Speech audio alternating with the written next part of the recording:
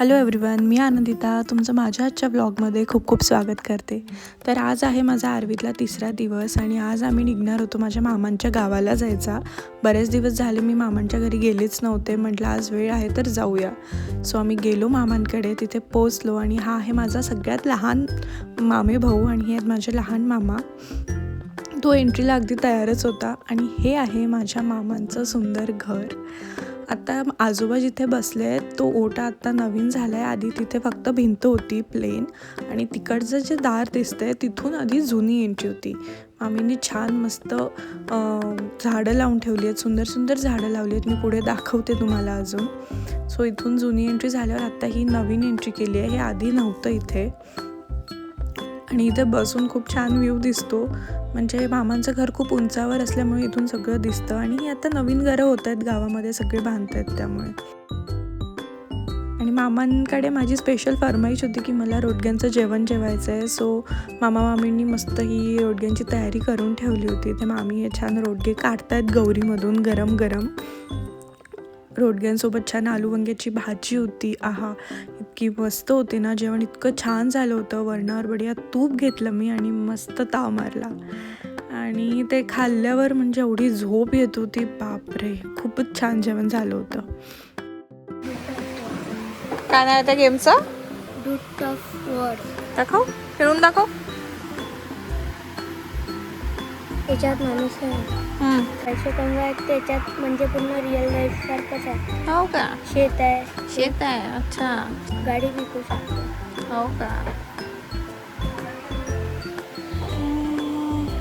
मी स्पंदनसोबत गप्पा झाल्यावर मग आलो आम्ही मामांचं घर बघायला. हे आहे नवीन कन्स्ट्रक्शन, अजून आतलं पूर्ण कंप्लीट झालं नाही आहे त्यामुळे मी व्हिडिओ नाही घेतला. आत्ता ही जुन्या घरातली फक्त ही एकच मोठी रूम राहिली आहे. याला नवं घर म्हणतात आणि हे पूर्ण लाकडाची आहे. तुम्ही वर वगैरे बघितलं असेल, पूर्ण लाकडाचं आहे. छोटे छोटे कॉलम्स पण लाकडाची आहेत. खूप छान वाटतं. आणि इकडे आहे आता माझ्या लहान मामांचं घर. ते इथे राहत नाही, चांदूरला असतात कारण स्पंदनची शाळा तिकडे आहेत. सो इथे खूप कमी येणं जाणं राहतं. तर हे पण आता हळूहळू बांधणार आहे तिकडलं घर.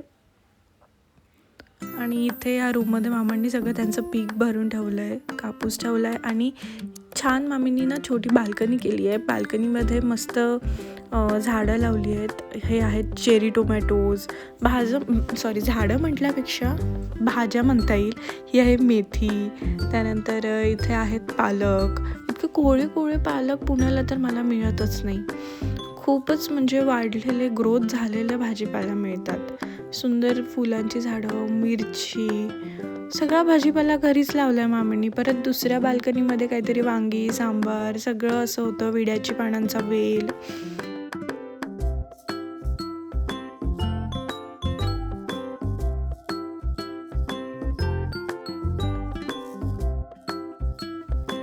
छान मग असं सुंदर गार्डन बघता बघता आमची निघायची वेळ पण झाली होती. हे आहेत माझे मोठे मामा आणि मामी. दोघींनी पण इतका छान स्वयंपाक केला होता. खरंच खूप छान दिवस गेला माझा आज यांच्यासोबत. आणि मग छान असं सगळं आवरून आम्ही निघालो. जातानाच मामाची शेती पण लागते, तिथे छान कलिंगड आहेत, फुलकोबी, संत्र्यांच्या बागा. मग ते बघितलं आणि लगेच निघालो आम्ही, कारण आम्हाला मावशीकडे पण जायचं होतं. आणि हो, आईला जाता जाता ही बेलांची पानं पण भेटली पूजेसाठी, ती घेतली आणि लगेच आम्ही निघालो अमरावतीसाठी. सो आम्ही तिथे माझ्या मधल्या मावशींकडे भेटायला गेलो होतो. हे आहेत अण्णा, आजी, सगळ्यांची भेट घेतली कारण हिच्याकडे पण मी खूप दिवस झाले गेलेच नव्हते. सो तिथे पण छान गप्पा गोष्टी. ह्या माझ्या बहिणी आहेत, रितुल, राधा, आणि छान गप्पा गोष्टी केल्या, चहा घेतला, थोडा टाईम स्पेंड केला त्यांच्यासोबत, गोष्टी केल्या आणि मग निघालो आम्ही परत आरवीला यायला. तर असा गेला माझा आजचा ओव्हरऑल दिवस. तुम्हाला माझा आजचा ब्लॉग कसा वाटला मला नक्कीच सांगा. लाईक करा, शेअर करा आणि सबस्क्राईब करा. Thank you so much everyone for watching my videos, my blogs. Bye bye. भेटते तुम्हाला पुढच्या ब्लॉगमध्ये. Till then take care.